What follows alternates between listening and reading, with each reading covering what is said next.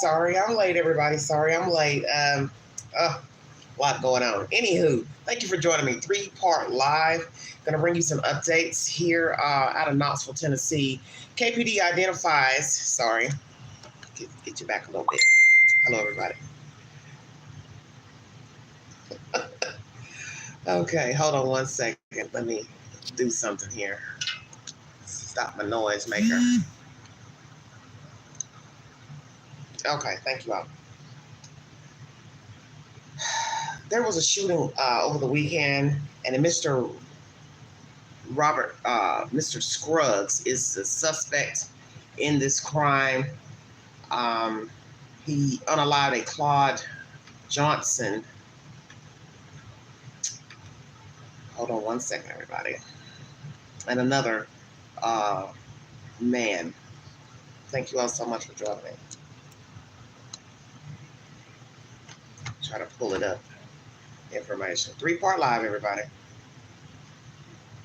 So 55-year-old Claude Johnson was unalived. He's working for a tow company, had a tow company. Lee had a partner with this tow company, Mr. Claude Johnson. WVLT News is the source. Thank you all so much for tuning in. Try to bring you this information. Hold on.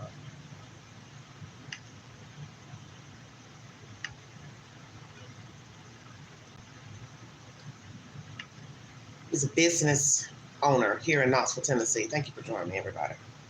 Try to hurry up because I got a lot to bring you. 55-year-old Claude Johnson is described by his longtime friend and business partner, Ned Anderson, as someone who had a major impact on Knoxville small businesses across the city. Police reported Sunday that Johnson had been shot and killed by Robert Scruggs. He's an African-American male, Robert Scruggs, and Mr. Johnson is a Caucasian male, 55 years of age. Mr. Johnson was shot, killed by the suspect, stole a car from Anderson Automotive and Towing, Johnson and Anderson's business, and shot another man on Broadway. And Broadway is in North Knoxville, for those of you who are not familiar with this area. It's close to downtown. It's more of a place where a lot of homeless people frequent.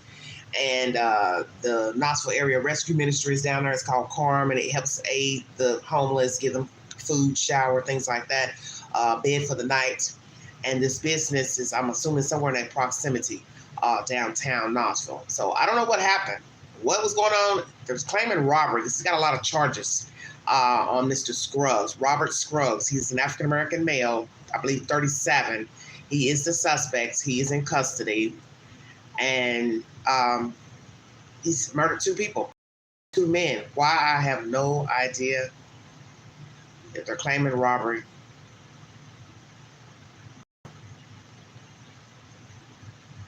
They're claiming robbery.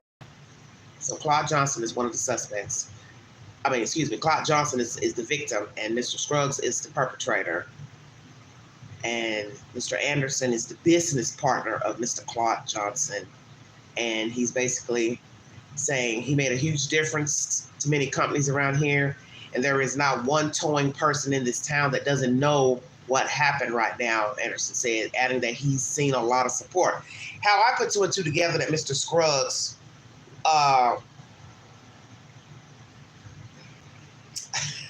identified him on Facebook is I went to Facebook and I was looking at the person's profile when they gave the name of the suspect. And it was a black guy. And on his lights, it had such and such towing. In another area. And I said, oh, this has got to be the person. So I thought, what are the odds that this guy's profile, same name, likes towing companies, and this Mr. Scruggs has been accused of breaking and entering, robbing this tow company, killing Mr. Johnson, and then killing another guy in a close vicinity. Why he killed either is a mystery to me. But Mr. Johnson, I believe, went into the business because the alarm went off. So one thing led to another. Now, the other guy who's been killed, I don't even understand.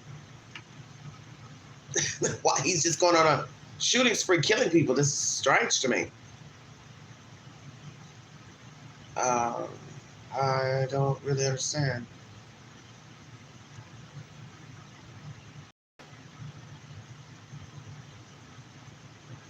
Now, this is odd. Let's read this right here. It says, police records obtained by WVLT News show that Robert Scruggs, a 28-year-old man accused of shooting and killing 2 people. I think they got his age wrong. I thought his age was 37. Well, I don't know. Anywho, they got him at 28. Was accused of shooting and killing 2 people in downtown Knoxville over the weekend. Had been in police custody only 4 days before the shootings. Not only that, police records also show Scruggs had a history of criminal activity leading up to the events over the weekend. So he was just in jail 4 days before. What was he in jail for? Okay, records show that on May 14th, he was charged with aggravated criminal trespass at an apartment on Clinch Avenue. The report from that incident said he was found with a BMW key fob that was suspected as stolen along with drug-related items. Such as what? Paraphernalia? Is he a user, Mr. Scruggs? Additionally, on April 26th, Scruggs was charged with criminal trespass at 900 Henley Street at Church. These charges both follow an assault on first responders charge. According to the report for that, Scruggs was at a recovery facility on Ball Camp Pike and had a knife, prompting officers to respond. Scruggs reportedly refused officer commands and hit a canine in the head. Oh, Lord. So far, Knoxville Police Department officers have identified 1 victim in the 2 Saturday shootings. KPD says Scruggs shot and killed a man named Claude Johnson near Anderson Automotive and Towing. The other victim was not identified. Now, that's days ago on the 20th. We're a few days in. That person has been identified, and let me get his name as well. I don't know who he is. It's very baffling information. Hello, everybody. I got a few of y'all in the house. Thank ya. Once again, sorry late. I'm gonna go back in my search engine because I had his name pulled up, but I don't know if he's black, if he's white, but this is the name of the other person that has been identified as deceased. A Denard Davis. I do pull up one Denard Davis that's close proximity, maybe to Tennessee, Branchville, Virginia. Don't know if that's him or not. So is Denard African-American? Is he white? Who is he? Don't know, but that's the other suspect. Denard Davis and a Claude Johnson, business owner of this towing company downtown. Okay. Woo, there's a lot of hot news going on. Man. I mean, it's Elvis Presley mansion. It's up for auction. Allegedly, there's some fraud going on with the people who are trying to claim the mansion. I'm going to bring you that update. Then I'm going to try to hurry up and get into the other news pertaining to P. Diddy, Rex Heuermann, and Seth Rogers. Thank you for joining me. Condolences to the family. Uvalde families reach settlement, can begin rebuilding trust. So, for those of you who are familiar with that story, the Uvalde families out of Texas have reached a settlement with the school district. Also, interesting story here in Knoxville. A Muslim Knoxville woman said KCSO violated her religious rights by posting a photo of her online without her hijab. So she was there for the protest at the University of Tennessee. Allegedly, University of Tennessee officers told her and the other group of people, you've got 10 minutes to leave the area or we will start arresting people. And obviously she was one of the people arrested, I believe, with her husband. And she's upset because her hijab, her headdress, was off. Well, sister, when you get arrested, everything comes off. Eventually. They may not take that wig or hair extensions out, but eventually they will come out if they know you have hair extensions, all that. But for your mugshot, ma'am, they're going to take off your headdress. I'm sorry, you're not taking your driver license photo. Shut up, queen. Damn. What in the hell is going on? Who all I got in here? Perspective, Lady K, TCE, Sammy Nicole. Thank you all so much for joining me. Pinto wasn't here. Layla Solis was arrested by NAPCA Day Vigil on the University of Tennessee campus last week. Very interesting information. Okay, so for several weeks, the People's School for Gaza has met at the University of Tennessee. There, people organized discussions about the history of Palestine and shared local impact of the Israel-Gaza crisis. It also organized a vigil at the College of Law lawn for Nakba Day. Layla Solis, a Knoxville resident, says she was arrested at the Nakba Day vigil along with her husband, Zahn Solis. The group attended the vigil was told by UT Vice Chancellor.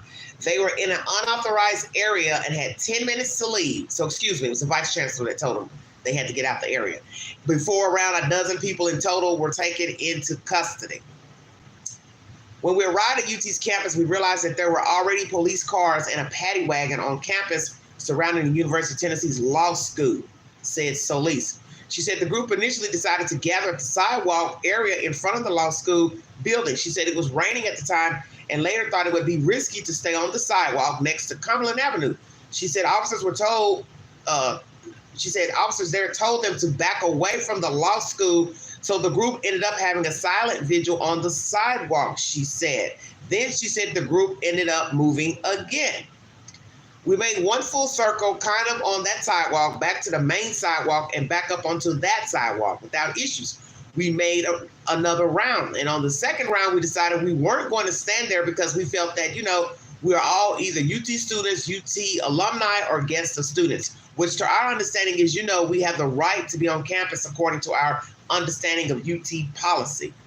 She said officers gave the group a 10-minute warning to leave or else they would be arrested. She said the group stayed to exercise their rights. And that was the rest of that.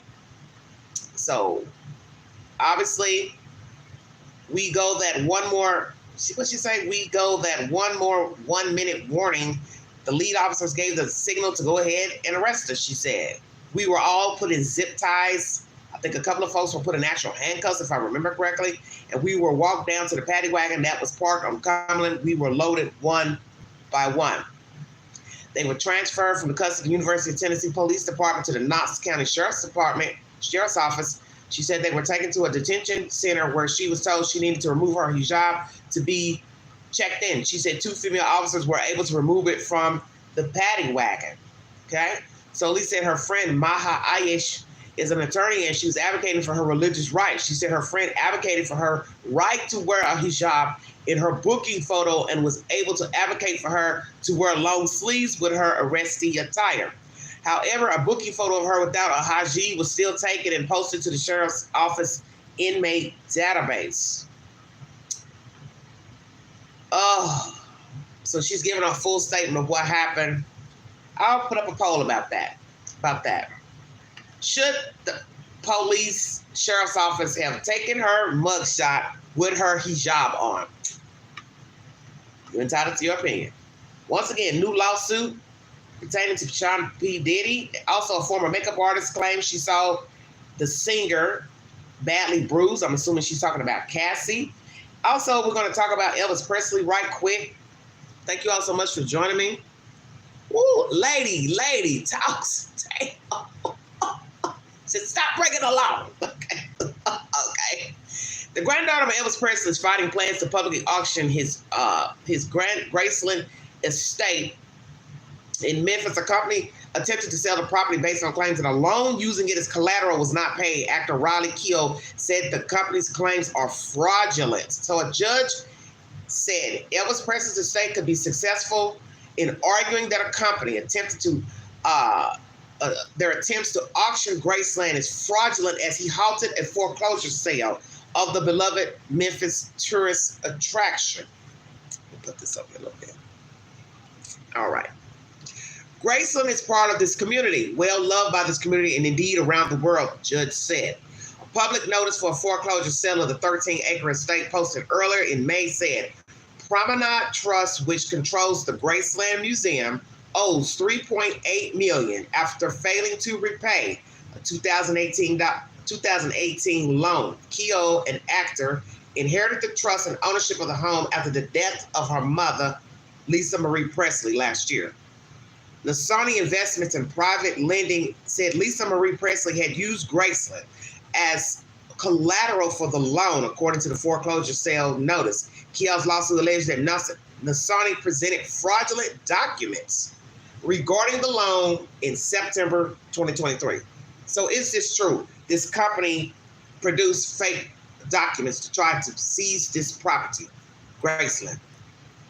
Lisa Marie Presley never borrowed money from Nasani Investments and never gave a deed of trust to Nasani Investments, Keon's lawyer wrote in a lawsuit. So is that true?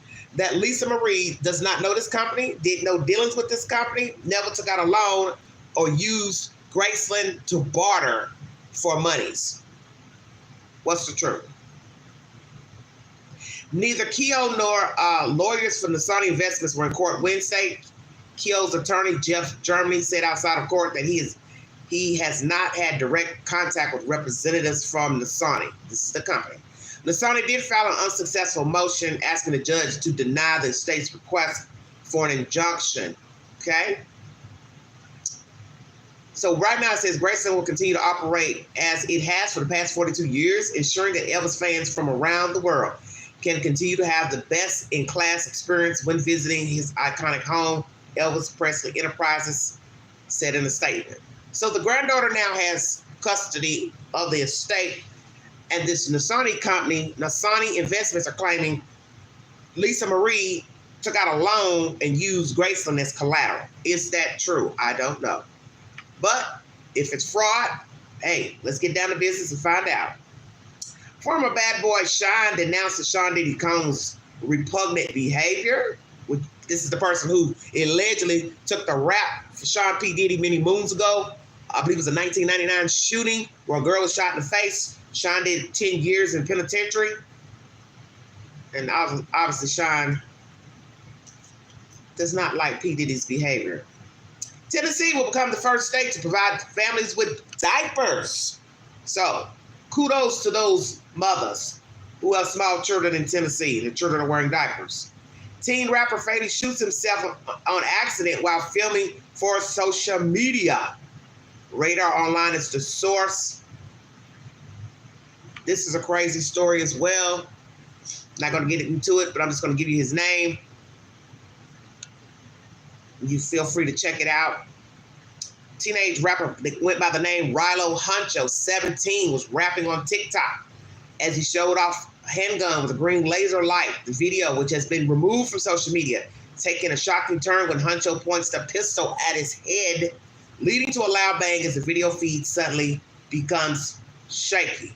This is why you have to be careful playing with guns. You pull a gun out, people expect you to use it, not play with it.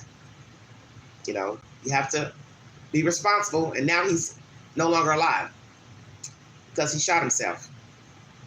Lord Jesus. Krista Pike, the infamous Krista Pike. Some of you may not be familiar with this Caucasian female. She and some other people unalived a white girl many years ago when Knoxville had Job Corps here, and they tore Job Corps down because of this crime.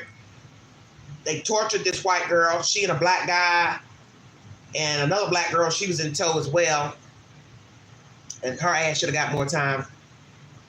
She was jealous because she thought the other girl liked him. So they all met up in a park, Tyson Park, where they tortured her and murdered her. I believe carved a pentagram in her, took chunks of her skull as a souvenir. She's on death row. And right now she's the subject of an investigation discovery, Mean Girl Murders, if you'd like to check that out on Investigation Discovery. Just going through all my list of updates, news breaking.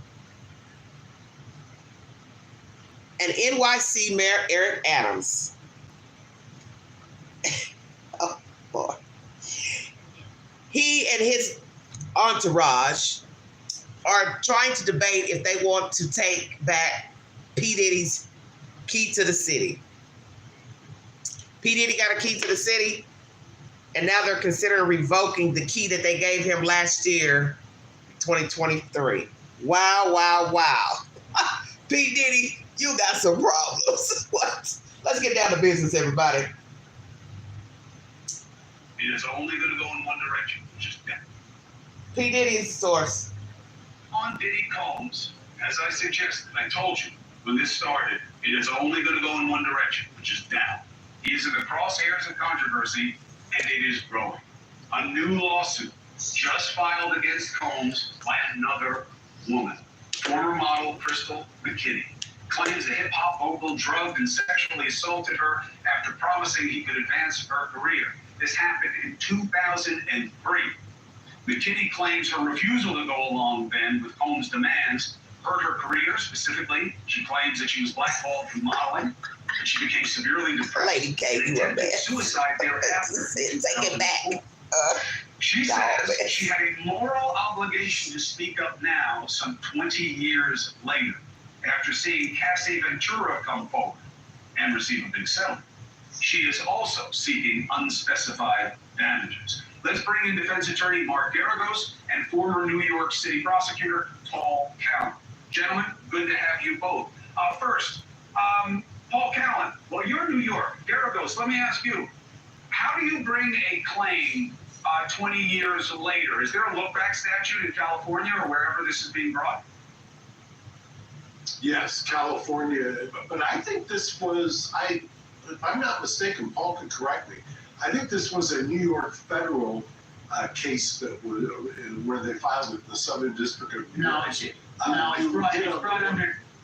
It's brought under New York law because of diversity of citizenship. It gets into federal court, but it's all New York law that's involved. And we have a look-back statute now that lets you go back 20 years if you want to bring one of these cases. I thought it sunset, that statute. That particular, well, we have to see when this was filed. Now, that statute was, well, there are two statutes involved. There was a second statute where the look-back period was reopened for people to file suits. And I believe that this case was brought under that second statute. And that is closed now, very recently, by the way, but hundreds and hundreds of cases have been filed as a result of saying, essentially, there's no statute of limitations on these claims of sexual harassment and sexual abuse. So this okay, case. So Paul, what does this mean? So what does this mean for Diddy? Well, I think it means big trouble for Diddy because we all saw the video a couple of nights ago that was released with him apologizing profusely, almost teary-eyed, saying, look at me pointing the remote at you all. God, I'm losing it. And I got a copyright on that content with him apologizing, because in the same video I show you near the end of the video, a recap of the abuse. I don't want to keep playing that, But anywho, I've got a video with the abuse, no copyrights on that. But then the one with him apologizing is a copyright. Can you believe that? So you want to show us the news of this man apologizing, but you can't play it on your platform. This is crazy to me. I thought about this erasing the whole damn video because I don't really give a damn about Puff Diddy, what Puff Diddy got going on. I'm just bringing the news, to let you all know, what is going on with Shyne. But get serious. You know what I'm saying? Get serious. Damn. he's a better man now than he was then. It's crazy. He's reformed, and he's not going to do this again. Well, sorry, but this incident in 2003 happened before the great reformation of Sean Diddy Holmes. So I think that could present problems for him in defending. I know, it's crazy. And there may be a lot of women like this who are going to come out of the woodwork. Some people Thank you, man. a lot are just out to this side of my hair is waved up, so I have to put it behind my ear today. It's so warm here. I'll have to wear it back anyway because it's hot today, Tennessee. Mark Garagos, comment? Thank you. This is crazy. Mark, can you hear me? The news. I think I lost you. I don't know if you can hear me. Hold on. I don't know. The news is so funny about you playing their content on your channel. I remember maybe 2 years ago, I was covering the story about Young Dolph. I got a copyright for that. I believe it was for Young Dolph. I think I got a copyright for him. ABC News, one of those news agents in Chicago, Tribune does not like people to play their content. If you're a YouTuber or whomever, they do not like you to play their content. And it's just news. It's allegedly public news. But if you go to YouTube, YouTube's going to ask you, well, do you have the right to this content? And they also can hold it against you if you try to fight it and you know it doesn't belong to you. Because they're going to ask you, before you try to go forward and say, I have the right to play this content, the question is going to be, do you own the content? And naturally, you got to say no, because you don't own it. But this is just bullshit. So that's why, I feel like this. Why get all your videos, copyrighted, and you're not going to get paid for the content? Just playing something from the news. You can't play anything from Facebook. I found that out about a month and a half, 2 months ago when I played this girl's content from her channel. I started getting wiggly boxes on the live stream. The next thing I know, they cut my live. Because now you can't even play anything from Facebook. So I guess that goes for Facebook, TikTok, or wherever. So if somebody's going live on Facebook, you cannot play that on YouTube. Did you hear what I said? So what the hell am I going to waste my time streaming something through a computer to get everything copyrighted? That's just a waste of time. Because, everybody, really you get more views when you show things on your channel. That's just the way it goes. It's with the algorithm. And then people like to see, well, I want to see a picture. What's she look like? What does he look like? But what they don't understand is that content, if you're playing it while it's in motion, the news people are speaking, you can get a copyright strike for that.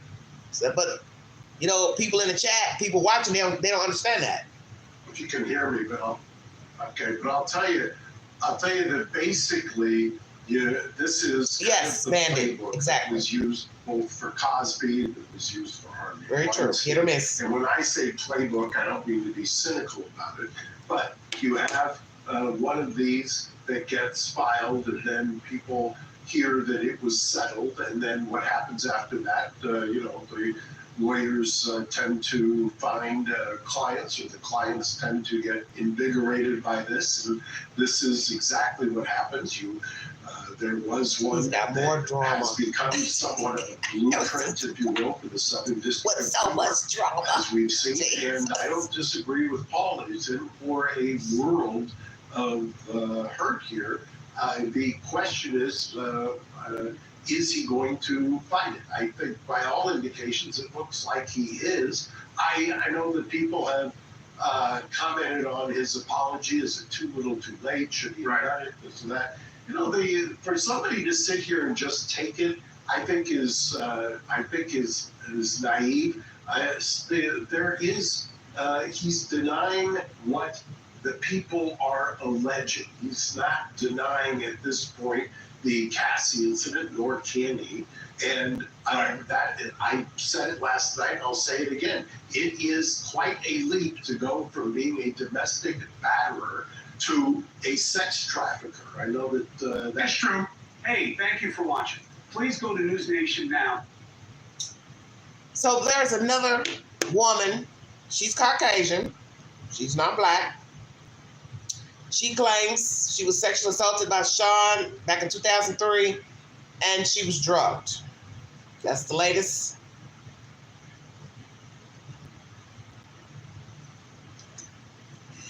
This was expected, that more people would come out, more females, maybe males too, would come out with a story, a claim pertaining to Sean.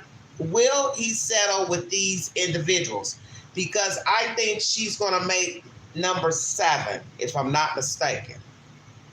I stand corrected if the number's not right. But I believe this Caucasian female will be number 7 with a lawsuit against Sean Puffy Combs. Let's hear from Shyne. 2 days after a video of Sean Diddy Combs showed him beating former Bad Boy artist and girlfriend Cassie was revealed May 17th, former rapper Shyne Barrow, publicly denounced the repugnant behavior of his former co-defendant. The rapper, formerly known as Shyne, was with Diddy at Club New York in New York City when both men were accused of firing weapons in the venue, striking 3 partygoers in 1999. Although Diddy was acquitted, Barrow was found guilty and sentenced to 10 years in prison. After he was released from prison in 2009, he was deported to his native country, Belize. Never knew that. He was from there. Where he entered politics. The Belize opposition leader took to his Instagram account to make a statement about the released video. Wow. So he was deported to his country once he was released. So that means he wasn't even in the country probably legally. Perhaps, I don't know for sure. I vehemently denounced the repugnant behavior of Sean Diddy Combs, captured on the video in which he is seen physically assaulting Ms. Cassie Ventura Fine. Boy, he's formal, isn't he? There is no place for violence against women anywhere on the planet. As a father of a precious daughter, a global citizen, and the next prime minister of Belize, wow, okay, I want absolutely nothing to do with people who engage in this pattern of diabolical behavior. My prayers are with Cassie and all the other victims who have come forward with horrendous allegations against Mr. Combs. Honorable Dr. Shyne Barrow. He looks almost like a young a cousin or half-brother of Mr. Obama. I swear. Their skin colors. Wow.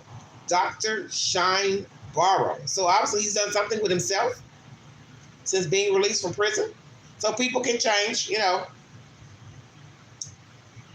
Now, once again, Mr. Diddy has apologized. Since apologized for his actions in the video. It's so difficult to reflect on the darkest times in your life that sometimes you got to do that. Combs said on Instagram, I was effed up. I hit rock bottom, but I make no excuses.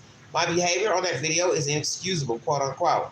According to All Hip Hop, Shyne felt vindicated after one of the club New York shooting victims, Natanya Reed, said Diddy shot her, not Shyne, who testified in court that he fired his gun in the air. I've been saying this all along, Shyne said in an interview with Channel 5 Police. Everyone knew all along that I was the fall guy. I maintained my innocence all this time. I said I was defending myself. I didn't get into who did what. So, yeah, people are going to be confused. Well, how did you get 10 years if you say I didn't shoot her? So you said that in court. You said that to the detectives. I didn't shoot her. It wasn't me. We also hear that Diddy had a gun. Some people think Jennifer Lopez took it in. Well, how did she take it in? Because 9 times out of 10, she didn't have no big old purse. Were they patted down? Obviously not. Famous people were not patting them down. Okay? Thank you, little dove. Thank you. Yes, J-Lo was with them. That's why, you know, people are going to gossip. How did the gun get in there? Did he carry it in? Diddy? Security carried it in? J-Lo carried it in? Somebody carried it in. But Sean says he's been saying he's innocent all this time. So I don't know what he told detectives, district attorney, or whomever, but he's glad that this woman has spoken up to say it wasn't Shyne that shot me. And she has done public interviews recently, and she said P. Diddy had a gun. She said, I was standing at the door, I could see. He had a gun. He was shooting. So obviously she wasn't afraid to say it was him. But I think these people were bought. She or whomever. Because I'm trying to figure out, because I can't remember when I read it. What I read, did she say that when it happened? When she went to court? Let me pull that up right quick. Because it's been about 2 or 3 months since we talked about that. Let's see. So I've got the video in my YouTube library, and I have to go way back months to pull that up.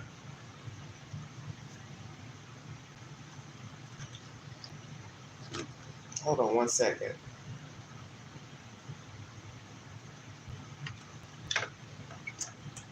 All right, thank you, Sammy Nicole, for the donation. God bless you. All right, everybody, let's go back in time to that 1999 shooting, right fast. News Nation also has interviewed her, the young lady. Latanya Rubin told News Nation on a Thursday episode of Elizabeth Vargas Reports that Diddy shot her even though a jury acquitted him in 2001. I literally watched them pull out the gun. She said them, so that means she saw more than one person. I had a clear point of view. I mean, for God's sake, I got shot in my nose.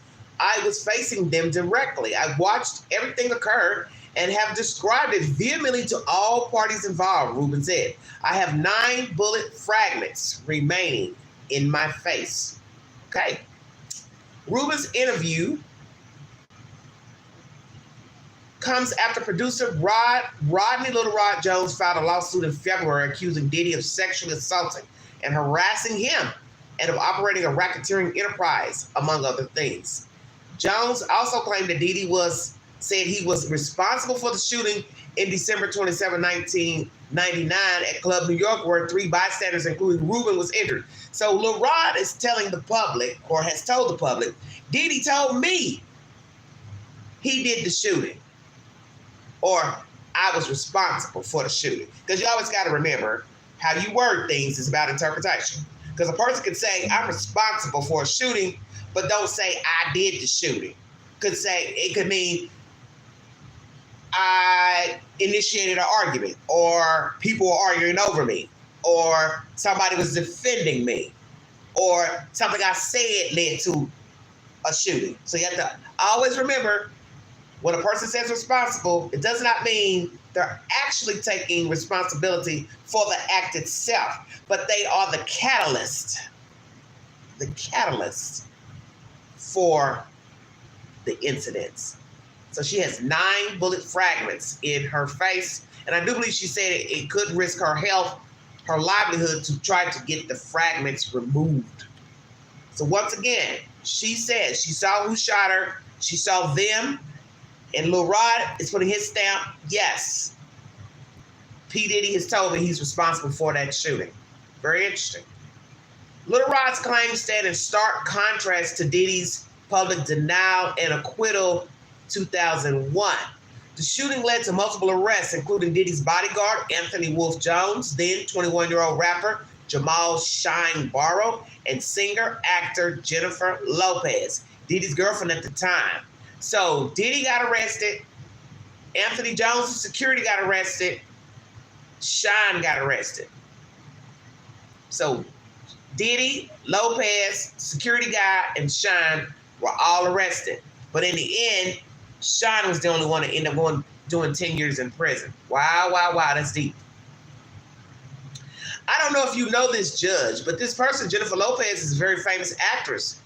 Diddy's then attorney, Harvey Slovis, said in 1999, according to the Times. To think that Mr. Combs is walking around with her with a loaded gun and then going to pull it out is so ridiculous that it stretches the imagination. Well, why would that stretch the imagination? Because he's famous and he's got some Spanish woman with him. So what? Famous people carry weapons. Famous people pull out weapons. Famous people have used weapons. Famous people have used their fists in altercations. College athletes, pro athletes, retired athletes, actors, singers, musicians have used their hands to exact violence. So what's the difference between your hands and a gun and a knife? There is no difference. Stop the BS. Just stop it. During the trial, Rubin testified that she watched Diddy pull out a black gun with his right hand, according to the Washington Post. So she did tell this during trial. So she was obviously not afraid of Diddy, his entourage, what his money could do by intimidation. She testified and said he pulled out a black gun. She also recalled seeing muzzle flashes and then feeling like a flaming hot sledgehammer had hit me in the face. Wow. Lopez claimed that Shyne shot the gun, according to ABC News. Oh, suck it now. Okay, Jennifer, you know the queen getting ready to get it. We about to get jiggy now. Jennifer Lopez, you told the court that Shyne shot the gun. Did you not? Did you lie? Because you know it's against the law to lie under oath. So did you lie on Shyne because you were sleeping with P. Diddy? What's the truth? So we have the victim saying, P. Diddy shot me. P. Diddy shot me. No, Shyne did it. Shyne did it.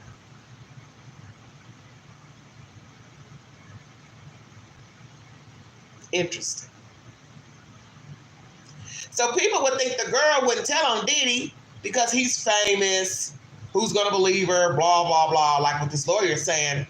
But she's saying, I know who shot me, and he shot me. He's the one that pulled the gun out and put it in the air. Okay. But the girlfriend, Ms. Lopez, says, no, his rapper protege did it. Shyne. How about that?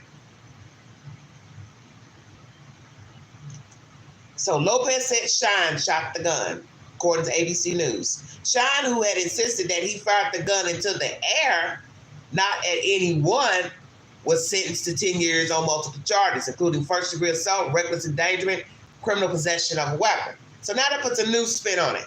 So Shyne is saying, oh yeah, I was in the room, I had a gun, I put it in the air, and so he gets the rap.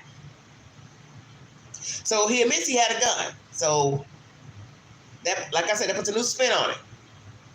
I thought maybe he denied even having a gun. So he said, yeah, I had a gun. I shot in the air, but I didn't shoot it at nobody. Well, people are going to look at it as, well, how do we know you didn't aim it at anybody? Because you're now owning that you had a gun in the room, and a lady claims to have been shot in the face. She went to the hospital, blah, blah, blah. So somebody shot her. What's the truth? Now, I'm really starting to wonder what's the truth. So now you got to ask how many people had guns. Was Shyne the only one in the entourage with P. Diddy with the gun? 10 years. First-degree assault, reckless endangerment, criminal possession of a weapon. Still, Shyne's album, Godfather Buried Alive, hit number 3 on the Billboard pop charts in 2004, while he was behind bars, NBC News reported. Diddy, who had been charged with gun possession and bribery, was acquitted in the trial. Likewise, then bodyguard Jones, who was also charged with gun possession and bribery, was acquitted.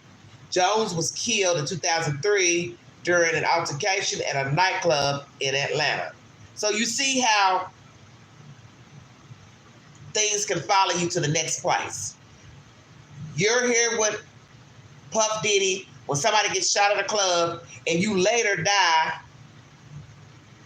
years later, not even 4 years later, in a nightclub in Atlanta from an altercation. 6 degrees of separation. And once again, this 1999 shooting has surfaced in Little Rod's lawsuit. So there you have it. And Little Rod's suit marks the 5th against P. Diddy. But I do believe we are at number 7 now. So we have Little Rod, Cassie Ventura, hers was settled following one day after bringing it forward. Then 3 more women came forward detailing stories of sexual assault, rape, abuse by Diddy and other men in his orbit, including record executive Harvey Pierre and singer Aaron Hall. Diddy denied the claims in December. In the wake of the accusations, a reality show that was set to feature Diddy and his family was canceled prior to production, and Diddy has since stepped down as the chairman of the media company Revolt, and now he has sold Revolt to a gentleman. He's also the subject of a federal investigation by Homeland Security, as most of you know. The young lady says, I finally felt like justice will be done. Justice will be mine. And it belongs to all of his victims, Rubin told News Nation. Very interesting. I finally feel like justice, once again, will be done. Okay. So now they're starting to talk about Kim Porter, who allegedly died of what? Pneumonia. And why? Some people thinking that he may have had something to do with that. Well, that's between the medical examiner. The medical examiner is the one that determines the manner of death. So will somebody decide to say, well, we want her body exhumed, to see what else we can find. So will her family with these, because what he's been accused of is not exactly any relation to a death. So if someone says, well, they died of natural causes or whatever, should the body be exhumed? That's the latest talk on the block pertaining to Sean P. Diddy. Caucasian female has come forward to say she was sexually assaulted by P. Diddy 2003. Lord have mercy. What a mess. Who else is going to come out with the lawsuit? Somebody.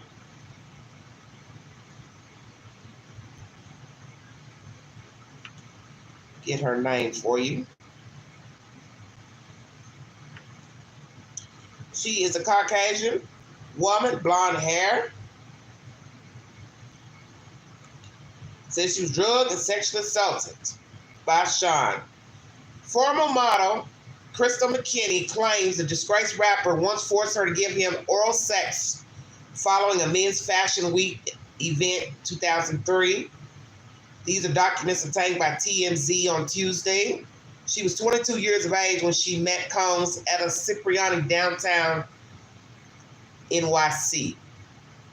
Combs then allegedly invited her back to the studio where he and several of his friends began drinking Hennessy and passing around joints. Okay? Ooh, Lord, what a mess. Hold on, try to get the rest of this pulled up. However, McKinney said the joint was very powerful, claiming it had been laced with another narcotic. Despite being in a state of delirium, Combs allegedly demanded she follow him to the bathroom. Once inside, he allegedly forced himself on her and shoved her head down to his crotch before commanding her to suck it, quote unquote. When McKinney refused, the I'll Be Missing You rapper allegedly pushed her head down farther and forced her to give him oral sex. Wow. Afterwards, she tried walking away but felt lightheaded and lost consciousness. It wasn't until she regained consciousness in the back of a taxi that she realized that she had allegedly been sexually assaulted. As a result of the alleged incident, McKinney claimed she was blackballed by the modeling industry and suffered extremely bad depression, even attempting suicide a year later. McKinney is seeking unspecified damages. The former model is just one of multiple people who have come forward with allegations of assault ever since the rapper's ex-girlfriend, Cassie Ventura, filed a bombshell lawsuit against him in November of 2023. Wow, wow, wow, wow, wow. Woo! What a hot but a mess.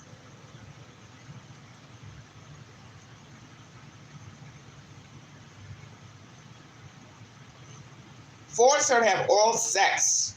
So what you got to ask yourself, when she blanked out, if true, who's to say he wasn't the only person that penetrated her? Stay woke. He has been accused by another woman of gang rape. So if you're out, you don't know who's sexually touching you, groping you, or penetrating you. Crystal McKinney claims he forced her to have oral sex following a Men's Fashion Week event 2003. She was 22 years of age. So that's 21 years ago. So she's 43 now or so. She met him at Cipriani downtown, whatever that is. Club, restaurant, I don't know.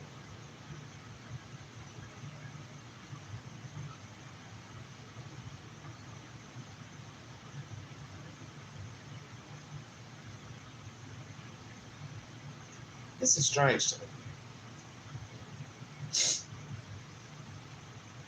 Let me read this again. So they met at the Cipriani, whatever that is, and then he allegedly invited her back to his studio, where he and several of his friends began drinking Hennessy and passing joints. So he assaulted her at his studio. So this is some R. Kelly, you know what. Come on over to the studio, listen to us play music, chime it up, chop it up, and then I'm going to sexually assault you. Wow, wow, wow, wow, wow. What a mess. What a mess. Now, his mom, she has something she wants to say.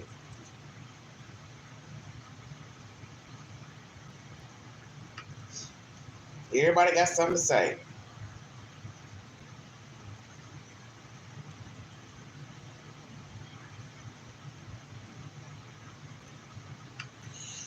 So now his mother says she is heartbroken. The Hollywood Reporter is the source of the said information. Missa Hilton, the mother of Sean Diddy Combs' second eldest son, Justin, has expressed her support of Cassandra Cassie Ventura days after a video of the music producer assaulting the singer and his longtime ex-girlfriend was released. Oh, this is not his mother, one of his baby mamas. What's he already say? I thought they were talking about his mother. I was going to say, what's she got to say? Excuse me for that. So one of his other children, Justin, his mother, Missa Hilton. I am heartbroken that Cassie must relive the horror of her abuse, and my heart goes out to her. I know exactly how she feels, and through my empathy, it has triggered my own trauma. Hilton wrote, these young people were raised by women that want the best for them. We put God and education first and have always been united in our mutual effort to support their dreams. Two of the youngest do not have their mother here, and it has been our duty to support them. So this is Justin's mother speaking. My son. Sorry about that when I said Diddy's mother. So she posted this days after the assault video of Miss Ventura was released to the public. Naturally, Mr. Combs has released an apology.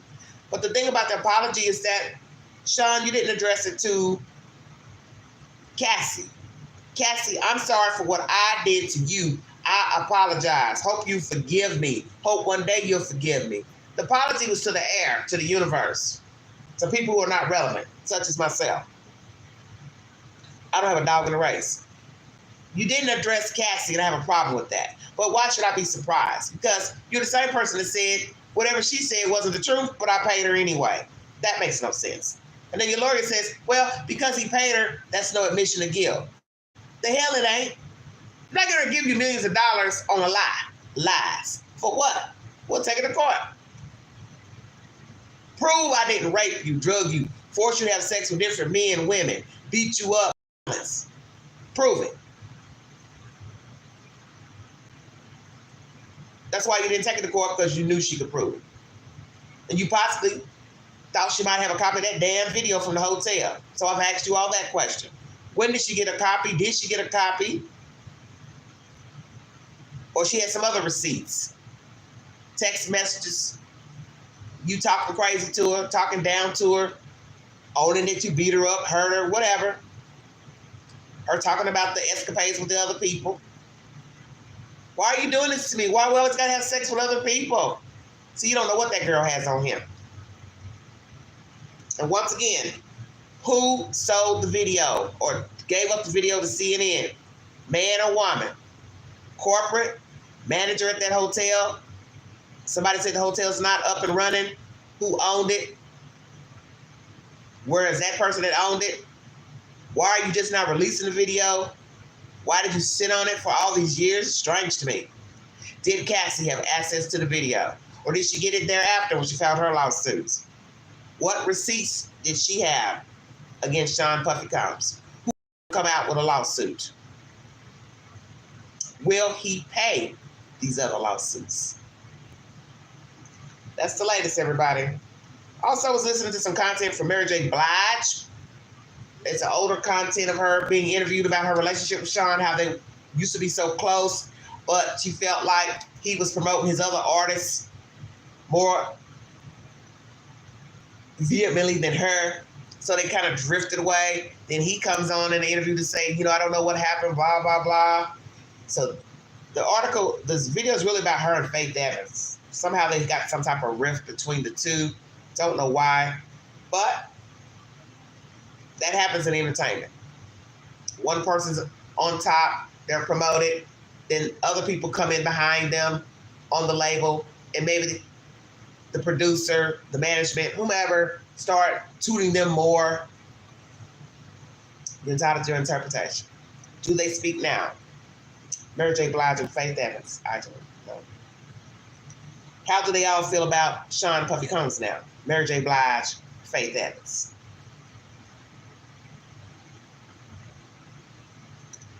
Rex Heuermann is my next subject matter.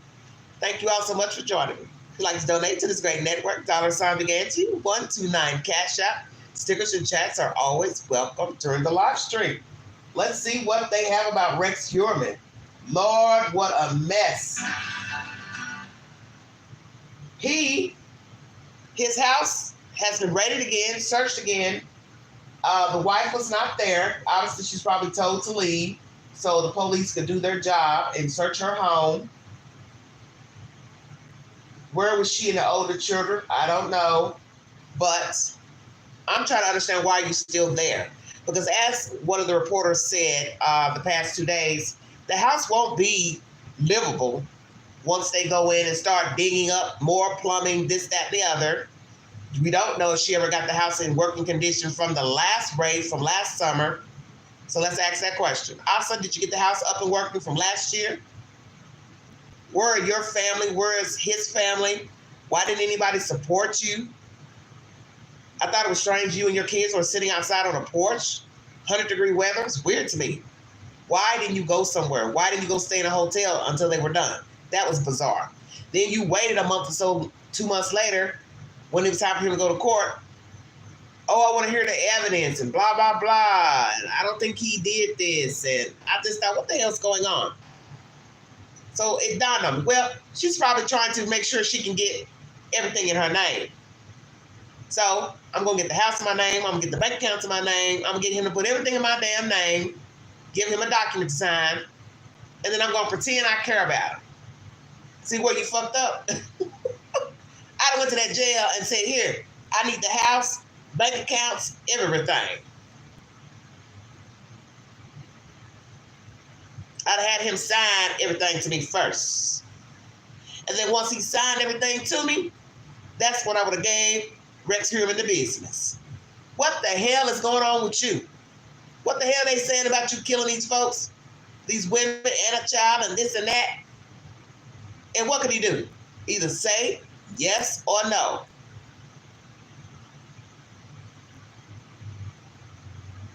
He could have to say yes or no. I agree, I disagree, I plead the fifth, I'm not telling you anything. He should have said something.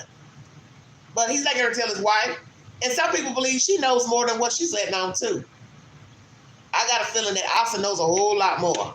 Because that one black lady, and I believe she's black, the one that was with the cop, the detective, and the other little mangy heifer that went out to the house and they was having their little threesomes or whatever, she said Asa was there. And Asa did not want to have sex with her. So she said, I don't know if she didn't want to have sex with me because I was black. And that right there, that don't sound like no lie to me. I don't care what nobody say. I don't care what nobody say. That don't sound like no damn lie to me. It's too descriptive to sound made up. Yeah, we got to the house. She was acting funny. I think maybe she didn't want to be with me because of my race. That don't sound made up. Now, y'all say what you want. But I believe Asa was there occasion or two or more when Rex was inviting his little girlfriends over, his street workers, his menage a trois, quadruple, whatever, because you don't know Asa and you don't know Rex. And I think he likes sex a whole lot. I also think he likes choking folks out and burning them in the marsh. And you don't know what type of relationship he had with his wife. She's a homely looking white lady. She's very plain. Now, once you put a little mascara on her and some blush, she look a little bit better. But she's a homely heifer, okay? And you saw that house last year. Same house. You saw that stuff that was in that house hoarded up. Them folks were living foul. This man had a decent job in New York City, running an architectural firm. He was a consultant. And then once you saw how his house looked, the outside, the back, all them boxes piled up inside, you thinking to yourself, damn, these people were living like this, and this man got a decent income? Because that wasn't his priority. His priority were them street women. He probably liked kinky sex, all type of crazy sex. He also liked women that were petite. He ain't like no tall woman. Okay. He wanted something petite, minuscule, something he could most definitely dominate. Well, let's be truthful. A man that size, if a woman was 6 feet tall, she couldn't do nothing with him because he's a big guy. But a lot of the victims, they were petite women. So that was his preference. And I'm sure that was his preference for a reason. Let's get down to business, everybody. Gilgo Beach. Large bags of evidence were observed being removed from the property. It's been very, very active all day. The search comes nearly a year after police arrested 60-year-old Heuermann for 3 of the Gilgo Beach serial killings. A 4th charge then came in January. Heuermann has pleaded not guilty to the murders of the so-called Gilgo Beach 4. After his arrest, police did a massive search of his home. It lasted nearly 2 weeks. His wife complained investigators left the place a wreck. You'd think if there was evidence in that house that they would have found it back then. They were done. They were there for 2 weeks. So what is left for investigators to look for? We've got News Nation's senior correspondent, Laura Engel. She's been outside Heuermann's home all day. She joins us live from Massapequa Park. Laura, I was getting ready this morning. I put on News Nation. I heard you on the phone with Marty racing over to the house right when you got the news about this search. You've been covering this since the very beginning. It was even a surprise to you. So no one really saw this coming. No one saw it coming, Brian. This was definitely a surprise to many who have been following the case, except, of course, for the Gilgo Beach Task Force, who obviously have been working on putting together this probable cause affidavit and search warrant. And we didn't think that this was going to be happening anytime soon because everything has been so quiet. And like you mentioned, you know, the police were here for almost 2 weeks. Investigators, crime scene techs last year, taking out truckloads of evidence all throughout July. And then things have been quiet. But just recently, there was this massive search in an area called Manorville here on Long Island. It's about 40 miles east from where I'm standing now in Massapequa Park. I've got Rex Heuermann's house right behind me. Before I show you that, I just want to say that that search that happened last month was in this wooded area, and it's where 2 victims were found in this case, 2 of their body parts, I should say, Valerie Mack and Jessica Taylor. So that has always been an area of concern. The investigators were back there. Could that have something to do with what we're seeing here? In the last court hearing that we had of Rex Heuermann, they talked about how they had to now go through 422 electronic devices. Whether or not how new those were to the police investigators, we don't know. But they said they've got to go through a lot. So was there a tip on one of those electronic devices? Let me push in and have our cameraman Art show you before we get blocked off again. You can see investigators are still here. Now go through 422 electronic devices. Whether or not how new those were to the police investigators, we don't. 420 devices. Now, what might those be? What the hell? That's a lot of something.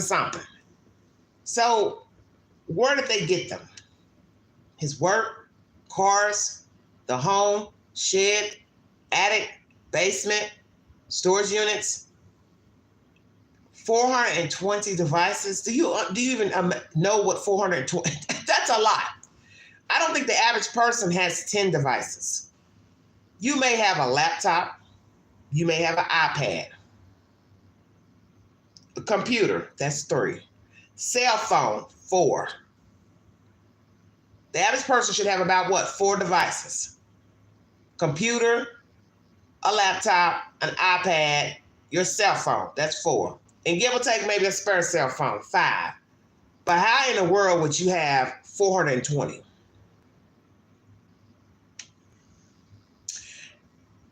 We'll see, won't we?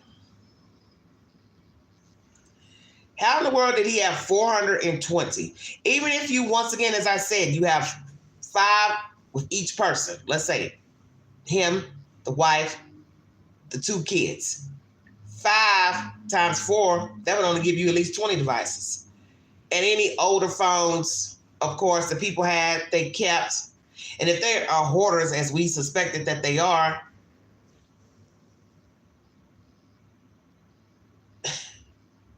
I still don't see you getting to 420.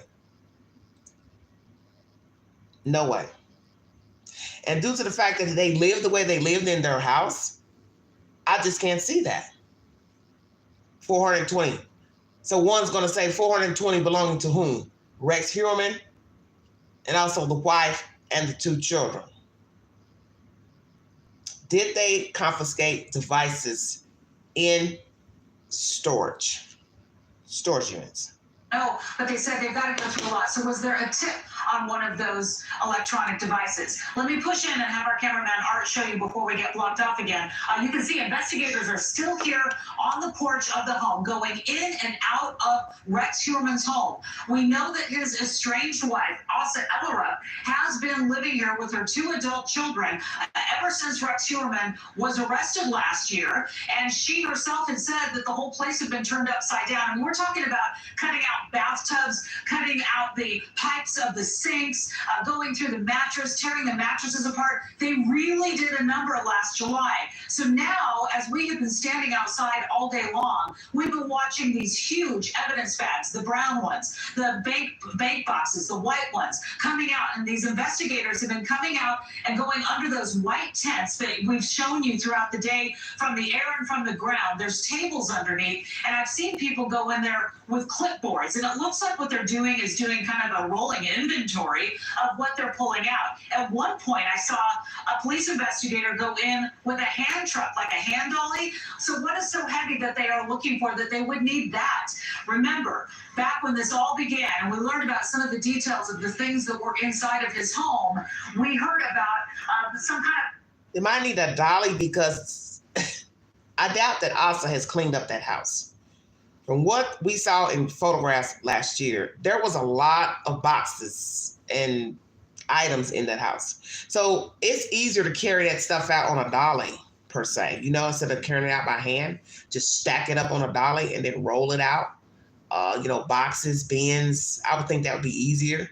Because when you're trying to cipher through a lot of stuff, you need something that's mobile that can get things out quickly. So a dolly would be very quick. Stack up a bunch of boxes and roll it out. Go back in. Stack up a bunch of boxes, roll it out. I'm just assuming. They're using a dolly. They're using a dolly to roll the massive amount of stuff out. Because as I said, I doubt that Asa has cleaned that house out or hired a company to come in and clear that stuff out. She's left that stuff in there. Now, let's go here. Did he leave evidentiary material or anything pertaining to a victims in the boxes? Because think about it. The house is packed up probably to the ceiling. The wife doesn't know what's in all these boxes. Probably not even going through them. As they say, out of sight, out of mind. Who's to say that he doesn't have souvenirs pertaining to the victims in those boxes? Like bracelets, necklaces, driver license, IDs belonging to the victims, God forbid, human remains. The medical examiner was there, but they say the medical examiner also goes through evidentiary material as well. So, that's odd because I've never heard that before. Usually when I hear the medical examiner went to someone's home, I'm assuming it's because there were remains there. But they're also in that backyard. So are they digging up something? Is he talking? That's another theory. That Rex realizes these people are not dropping this. They think I've killed these women. They suspect me of killing more women, a man.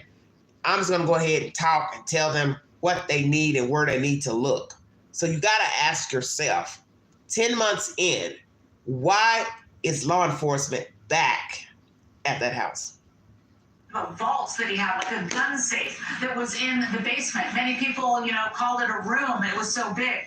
We know that they cleaned it out. We just don't know if they've been able to move it out. So that could be something that is being looked at. And of course, we all go back to the fact that he is an architect. Did he build something in the house that has a secret compartment of some kind? That's something that's being thought about that as well. Secret rooms. Build something in the wall. But my thing is, if you go in to do a raid, you're supposed to have somebody in there that knows about the walls, flooring, what's hollow, what sounds like, what looks like something's been added on, taken away. You're supposed to already know that. So we're questioning now, why are you back?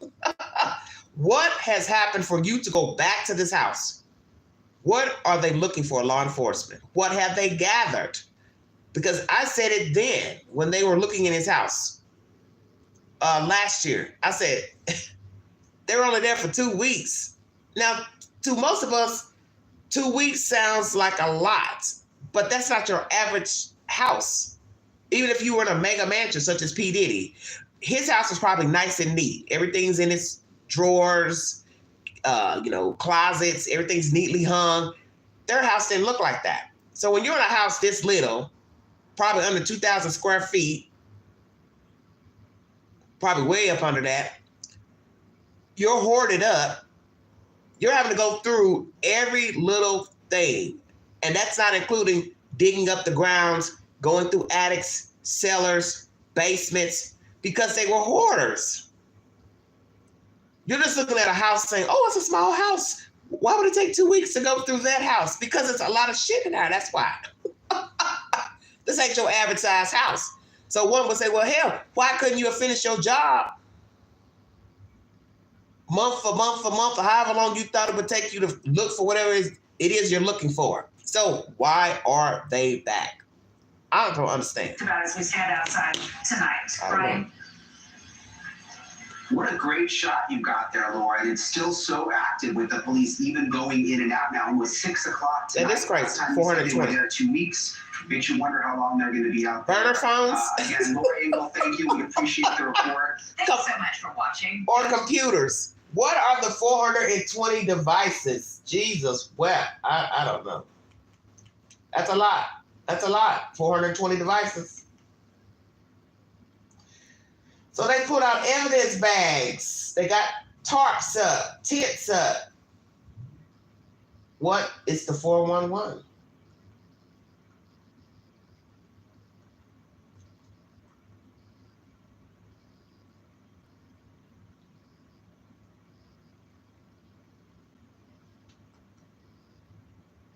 Hold on, everybody. I'm still bringing you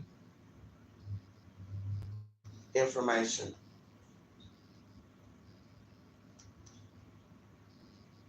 Is he cooperating with law officials? Rex Heuermann.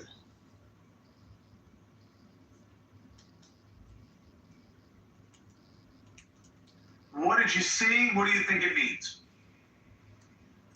Well, this was a total surprise to most of us covering this case, hearing about the search warrant. Once we got out here to Massapequa Park today, it was just swarmed just like it was last summer in July when we saw the task force coming here with the command center set up. So we've got 2 very large vehicles behind me that are still here tonight. That means that they're going to be here again tomorrow. Will it be as long as we saw it last year? That was a 2-week search of this house. And as Robert will tell you, and we've reported here, it went on for a long time. They took so much out last year. What more could they be looking for? Exactly. We want to bring up that there was a recent search in Manorville. It's about 40 miles east from where we're standing. That is where 2 of the Long Island serial killer victims, parts of their bodies, were found. That is an area that was heavily searched just last month. So could it have something to do with evidence that was found there? Or when Manorville, 40 miles.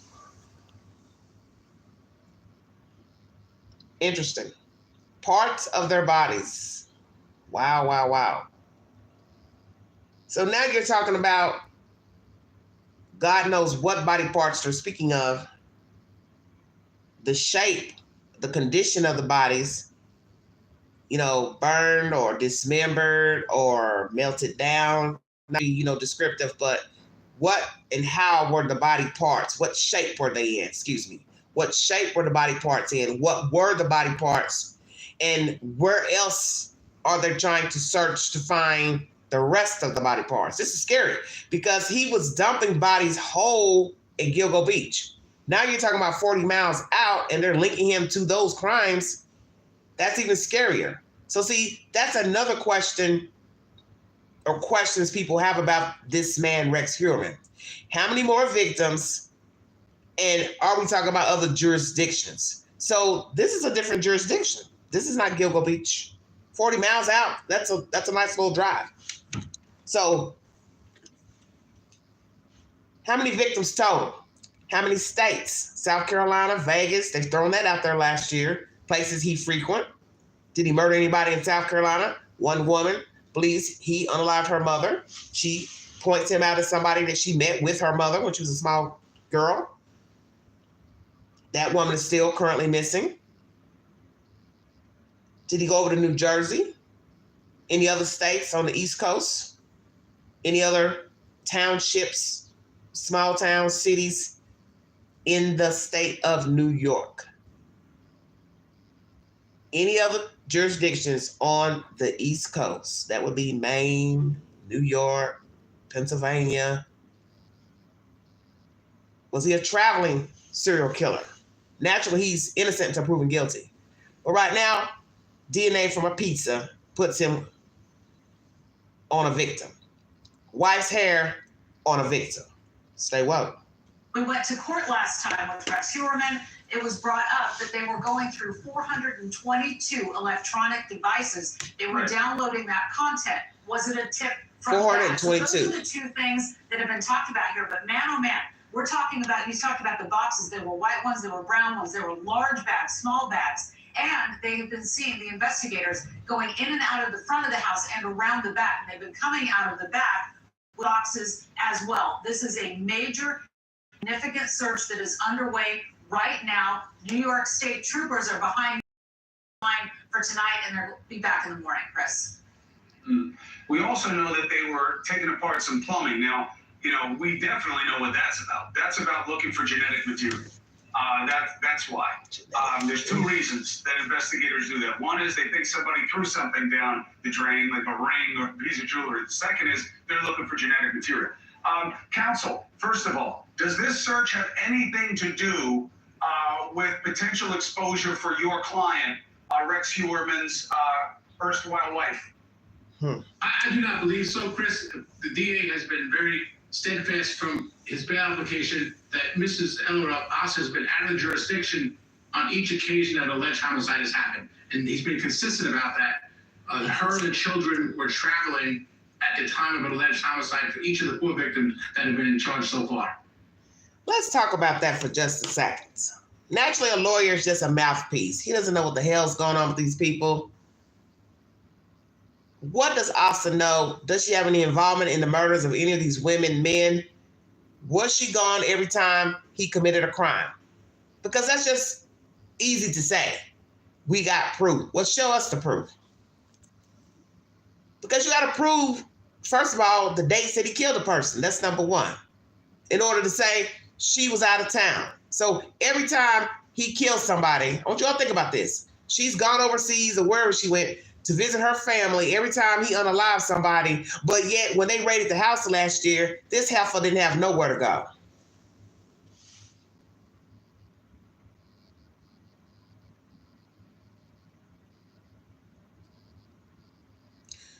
Say it again, Queen.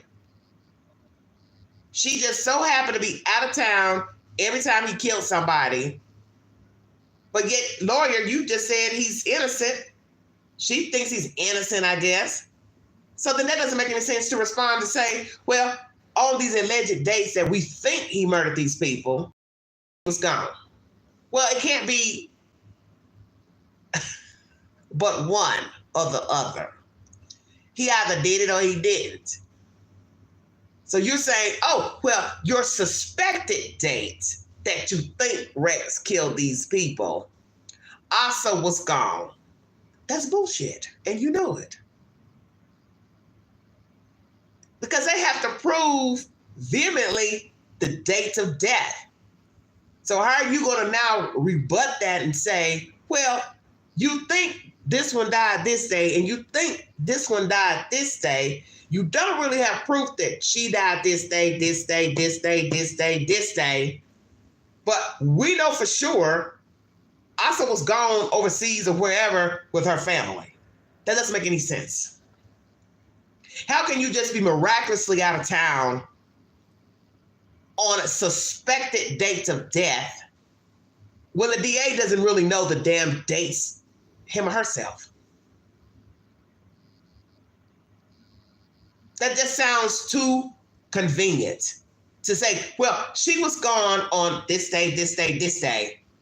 But nobody really knows the date that he killed the people except for him, unless he wrote it down himself or he has, telepathic memory to say, yeah, I killed her June 12th and I killed this one November 12th. You see what I'm saying? This is bullshit. This is why I said there's more to Asa than meets the eye. I won't doubt this woman has knowledge of what he was doing. I don't doubt that they were swinging.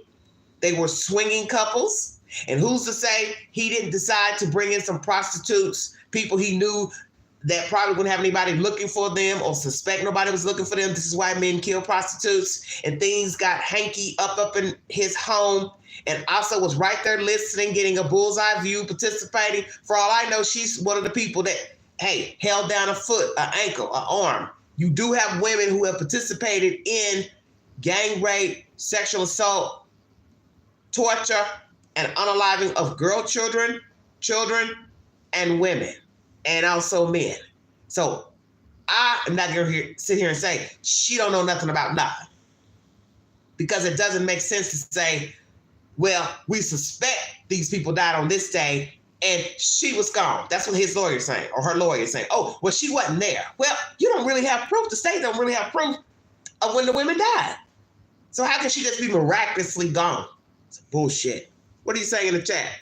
Is the wife talking? Maybe she has said something to trigger.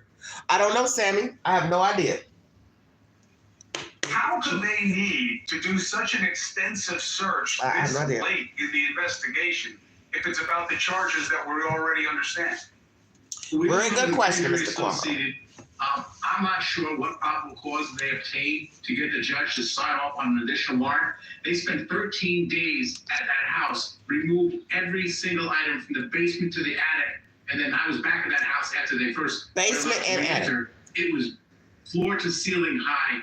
I can't imagine what they missed or what they say they missed or what a probable cause they have. We have not received. So the lawyer is saying floor to ceiling high. Think about what you're saying now. Floor to ceiling high. That means floor to ceiling high debris. So what did I just tell you? 2 weeks may seem like a lot to you to search someone's house, but you got to think about how much stuff was in the house. So you're going through coats, shoes, bags, paper, boxes, vaults, gun rifle vaults, tubs, sinks, drains, plumbing. That's a lot of damn work. And I would think with all the stuff they had in their house, if it was floor to ceiling and he's sitting here saying floor to ceiling, it'd be longer than 2 weeks.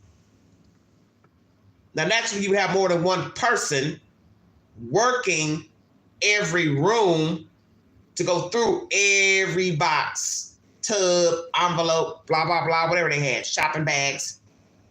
It's still a lot of damn work. So why are they back? Yes. Mr. Cuomo, yes. I don't know. Need a copy of the warrant. Looking forward to seeing the warrant as well as the affidavit attached there too. So it's going to be extremely interesting to see. They even dug up the backyard, Chris. So I'm not sure what they're actually looking for. I understand the ME's there. The ME's there. My understanding is the ME's office also handles the trace evidence as well as any kind of forensic evidence that'll be obtained, not necessarily having to do with a body or body parts. That is absolutely true. I checked that today with my own sources about whether they were there looking for a body. I was told no. All right, let's do this. Macedonio, if you find out anything about what led him there, dinner on me. If you give me those. Hey, thank you for watching. All right, that's Cuomo and the lawyer. Why did they go back? Is someone talking? Wife? Rex? Outsider, new witness, old witness, somebody who was assaulted by him but got away? Is Rex Heuermann talking? Is the wife talking? Do they have new information per what they have been investigating? Maybe they're investigating those devices, 422 if I'm not mistaken, and something's come up in the devices. Did he talk on audio? Hey, I put her here. I put this there. I put this in a little green box tucked away in this box. So now they had to go back in. What are we saying? I don't know. Naturally, you have to have probable cause. So they had to have something to take to the judge in order for the judge to sign the warrant. That is the law. What did they take to the judge? What are they looking for? Did they find what they're looking for? How long is this going to go on? Damn.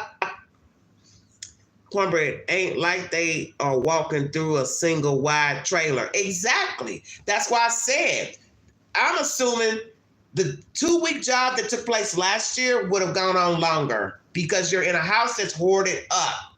And that house does not look that big. So even if this was like a 2,000 or less square foot house, you're still talking about going through papers, books, purses, suitcases, tubs, whatever the hell they had up in there, junked up in their damn house.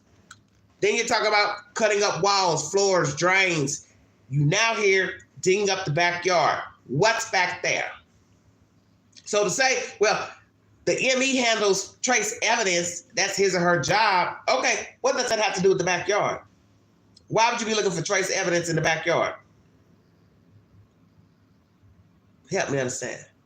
The toilet drains, you did that last year. Why are you back?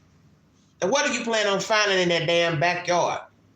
Did he bury somebody on his yard? I can't tote her out. I can't tote them out. So I want to go back here and dig up the yard. Now, explain this. You have a wife and 2 children living in your house. How do you explain digging up your yard without someone looking out the window or door saying, what are you doing? Daddy, why are you digging that hole? Honey, what's going on? Why are you digging up that hole? Stay woke. What if they find human remains back there in that damn yard? Asa, now somebody got to talk to you. How do you explain not knowing somebody's dead or more back there in your own damn backyard? So then what are we going to hear? Oh, she was out of town. You know, the lawyers, they're so frantic, this lawyer here. She was out of town, so he unalived them on that day. And he also dug up the holes that early morning that night and put them in there. Well, honey, he was a busy bee. Sleeping, slumbering, torturing, killing, and digging up holes in a yard. Hypothetically. Rex Heuermann, everybody. More will come out on his new search. Yeah. Last subject matter is pertaining to Sebastian Rogers. The father shares his frustrations in this case pertaining to his son. Still a lot of rhetoric, nonsense pertaining to the boy child. This is part 3 of the live stream, everybody.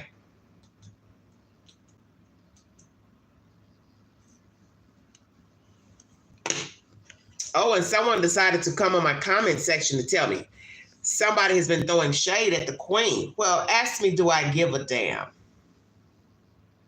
I don't. I said what I said over the weekend about that panel BS with Seth. And I find it interesting that, I'm going to say this before I play this content. I find it interesting that this heifer, and you know who I'm talking to and who I'm talking about. You get in my comment section talking about if I was in your shoes and this, that, and the other. I don't have to be in your shoes. You don't know what shoes the queen has been in. I've had a panel for 3 years. And I also was talking on YouTube before I was even monetized or whatever. So I don't have to explain nothing to you or nobody else. I just know it's a way of conducting oneself. But I think it's funny you want to get in the chat and talk about you admire me. Well, if you admire me, what you doing talking about me on your channel? No, you just mad because I didn't respond to your ass. I won't respond to you because you're ignorant as fuck. How about that? I won't respond to you. I don't have anything to say to you because I don't have any respect for you. You are a tragedy pimp, like so many other YouTubers. And this, obviously, this case is a joke to you and so many others. And how you all navigate on your network, that's your business. I'm not you and you are not I. But I can tell you this much, and look at me closely when I talk to you. I'm not Seth Rogers. I'm not Katie Proudfoot. And I'm not Christopher Proudfoot. The mind games you play with them on your panel and all that, I'm not what you want. I'm not what you want. Let me say that to your ass directly. Because obviously this is what you wanted. You wanted some more feedback. I'm not what you want. I don't play them kind of games up here on the Vault Excel. And I didn't do it when it was everyday shenanigans. I'm not getting ready to play mind games with nobody who I think murdered a kid. That's your format. It ain't mine. So you want somebody to squeal up under you and kiss your ass? It ain't me. Now, you got something you want to say to me? I'll meet you outside. We can take it to the gate. But other than that, you keep my name out your mouth. Because you and I ain't even in the same league, Cookie. We ain't in the same league. We ain't on the same level. Because I'm not getting no joke, no jollies out of talking about no missing kid. That's what you do over there. I'm not you.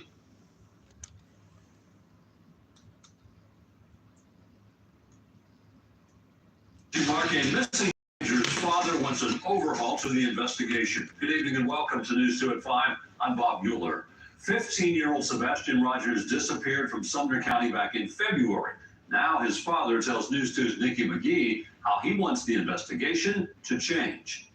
This week will mark 3 months since Sebastian Rogers went missing. And as you might imagine, his father Seth has mounting concerns, some of which he shared with News 2 during a bike ride vigil held for Sebastian Sunday.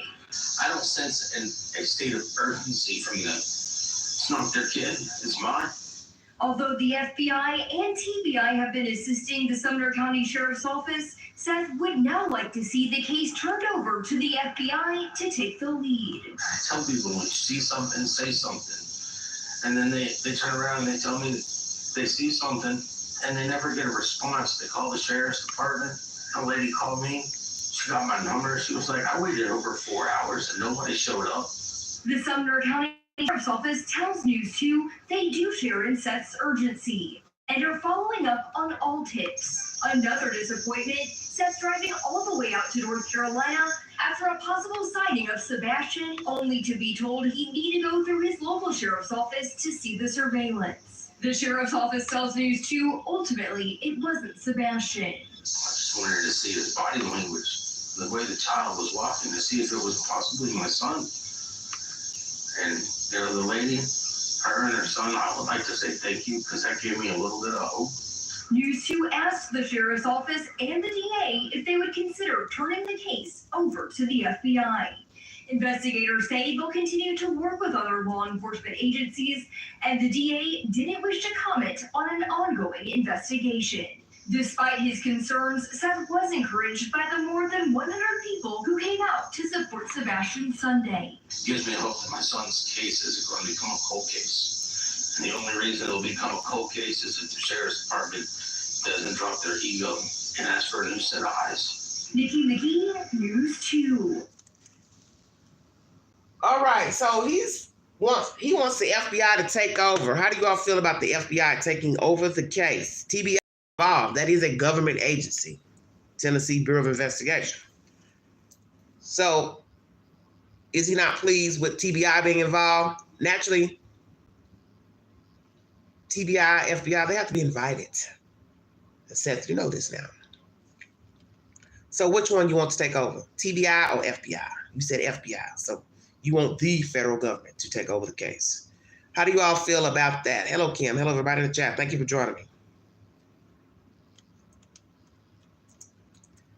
So I'm going to get ready to ask you all this question on my poll on my community.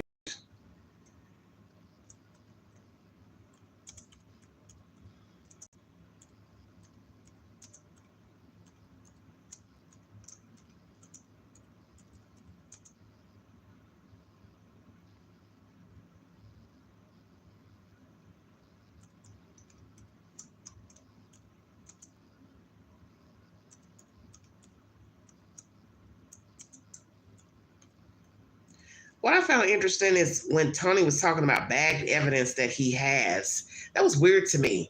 Him saying something about, oh, he has evidence that's bagged. Well, Seth, Tony, maybe FBI, TBI, whomever, Sheriff's Department, they're not banking on what you have because of all this he said, she said, and finding socks and shoes and pants and glasses. They were not relevant. They were not relevant So they're not going to take anything from you. Maybe they feel like they have what they need in this case. But naturally, they can't tell you, they can't tell the Proudfoots. So I'm putting that up on my channel as a question. Does Ellie have evidence in Sebastian's case and don't need SETH intel evidence? Take the poll, everybody. 1 second.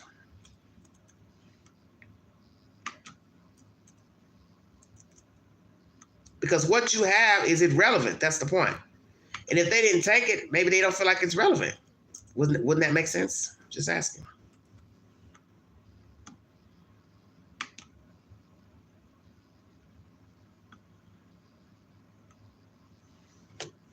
All right.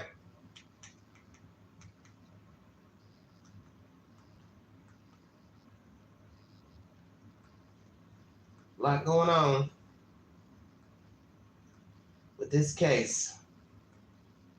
With the FBI involved, Lord have mercy, Jesus.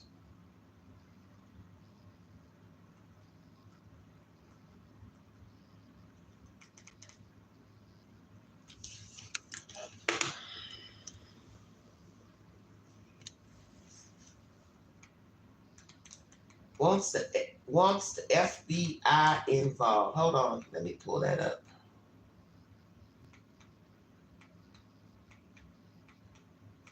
I still got to bring you all my content pertaining to homosexuality and gay rights and so on and so forth. I haven't forgotten. Just got a little busy the past 2 days.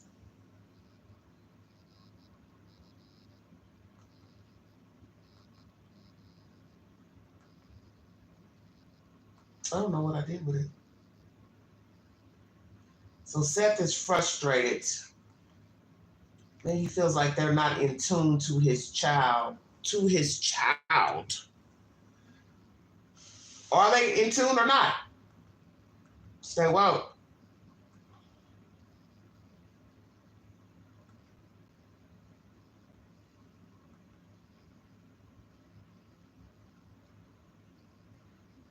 Sunday they had a visual cookout for the boy. Good turnout.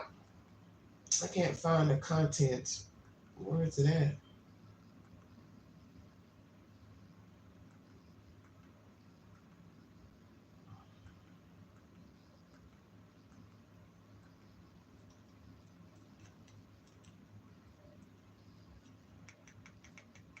Hold on, everybody.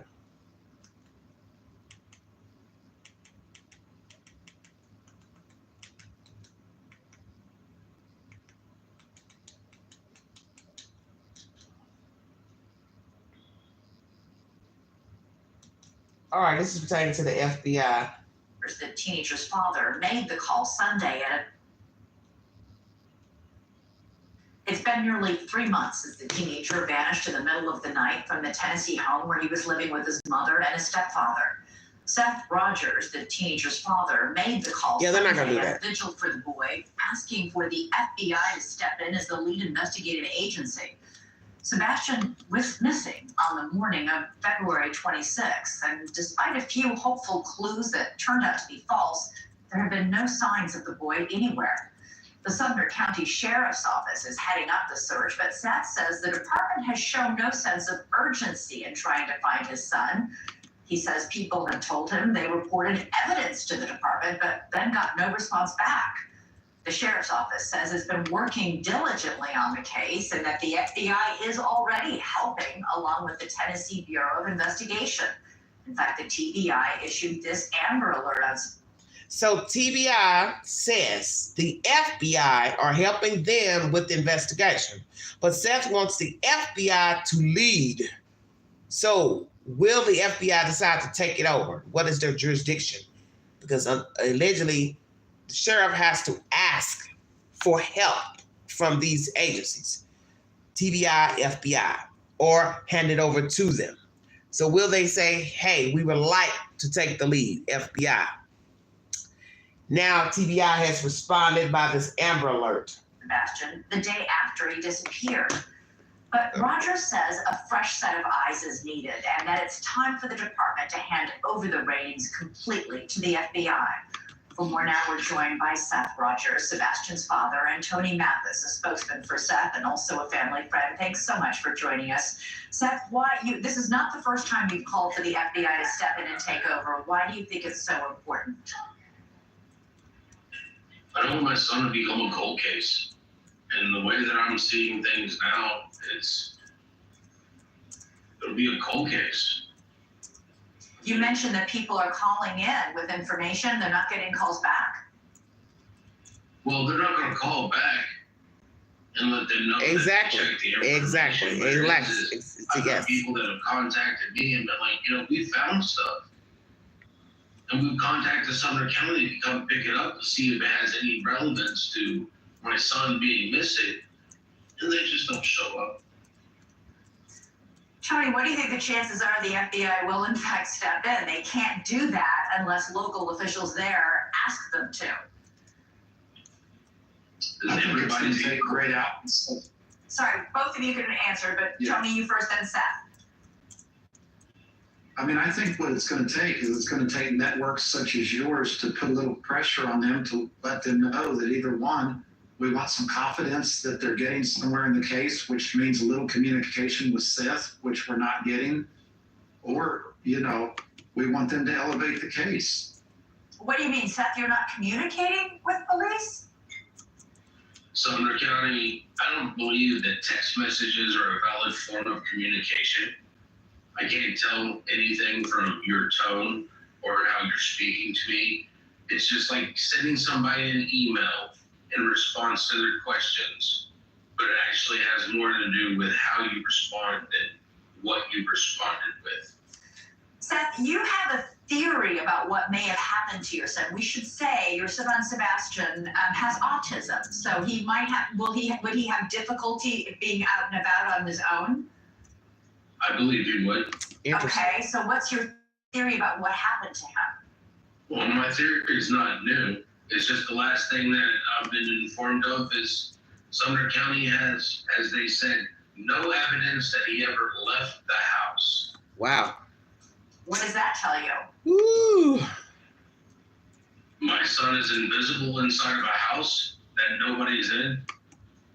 Well, you know that's not true. So what? I mean, seriously, what do you Vargas, think? I mean, get him, Vargas. Tell him now. He's suffered some sort of foul play. I don't know if there's foul play or not. I'm just stating that that's what they've told me.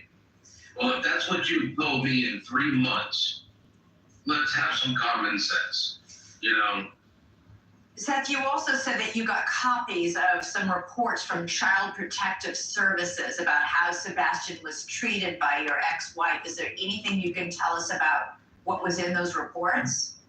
No, ma'am. That is all confidential between me, DCS, and my attorney. But you don't, and nobody thinks that anything in there might be relevant to what might have happened to him. Sumner County has had these records since probably day one, maybe day two. I had to jump through hoops in order to receive them, or I was told I could go to Sumner County to receive a copy of them. When we last had you on, we were hopeful that there was a picture that had been found from North Carolina of a boy who looked like your son. There's the picture. We're showing it right now. Whatever turned out with the picture, was this another false lead? It took took them 8 or 9 days to track down the mom of the child. So it was just another boy who looked like Sebastian? Really, I mean, yeah. I've seen pictures of the gentleman next to his mom in front of a Christmas tree, and it's just like, man, I mean, was hope. Tony, thanks so much for watching. Go to joinnn.com to follow. Miss Vargas, News Nation. Hot but a mess. 1 second, everybody. I'm writing a question on my community page.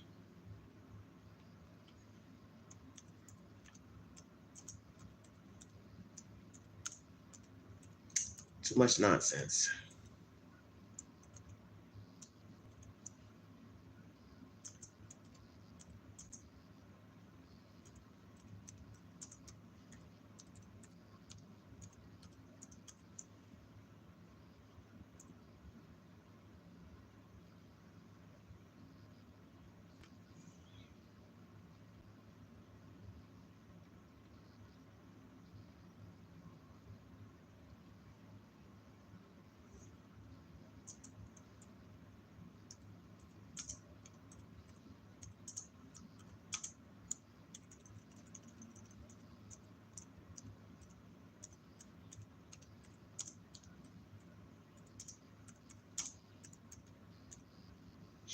Feel free to go over and take the polls if you like.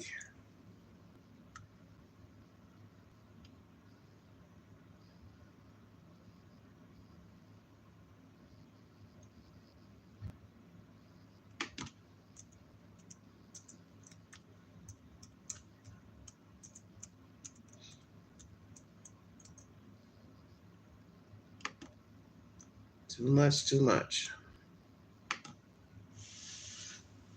41 in the house. Thank you. Always something going on with these people. Every waking day. Never a day off.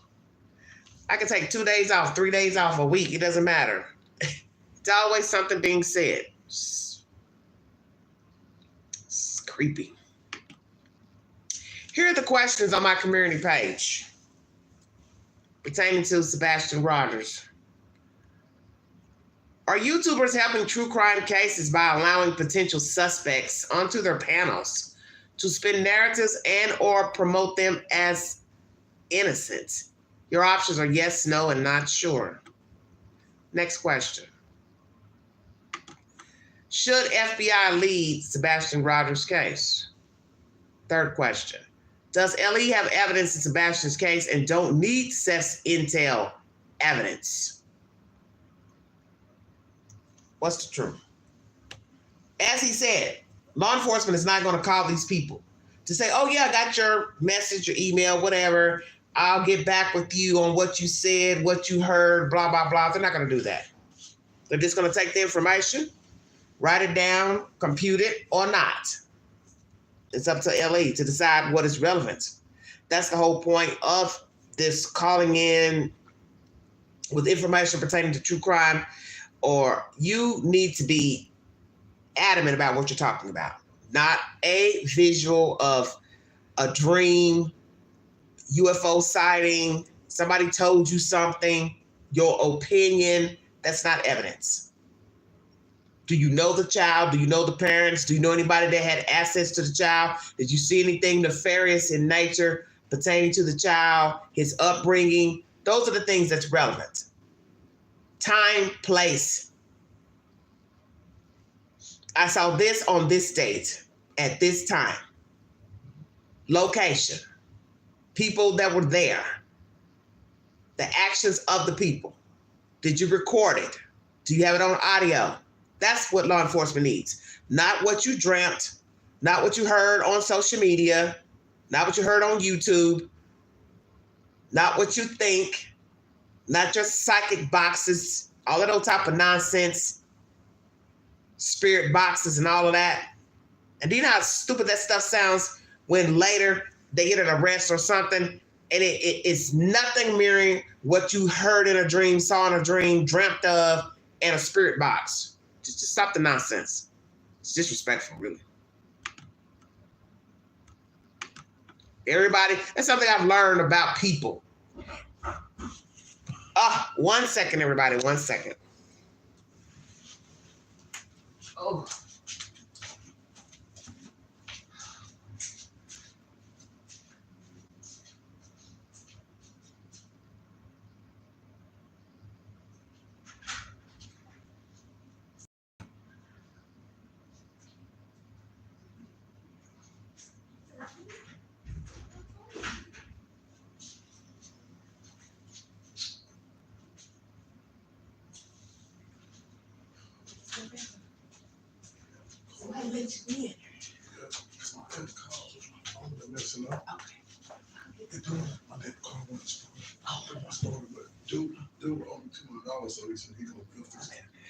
All right, everybody. So sorry about that brief interruption.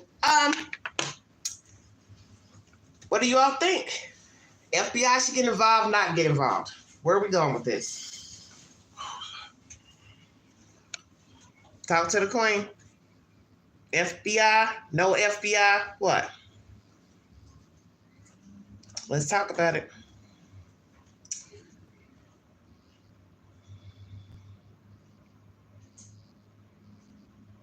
One thing I want to say about being up here on the box. You're entitled to listen to whatever you want pertaining to true crime, like who you like, whatever. But my thing is, I don't think a lot of people are helping the case that talk about it up here on the box, because all this crazy rhetoric, he said, she said, just crazy nonsense. It's just, okay. It's not helping, not aiding at all. And that's my opinion. A lot of people are not helping the situation. They're not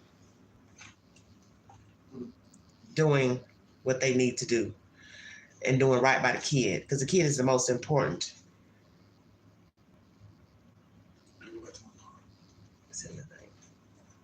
Under the sink. People are not aiding and they're not helping. Sorry about that. People are not aiding, they're not helping. Because a lot of rhetoric, rumor, that's not helping the situation. Even allowing people. One second, everybody. Just hold on.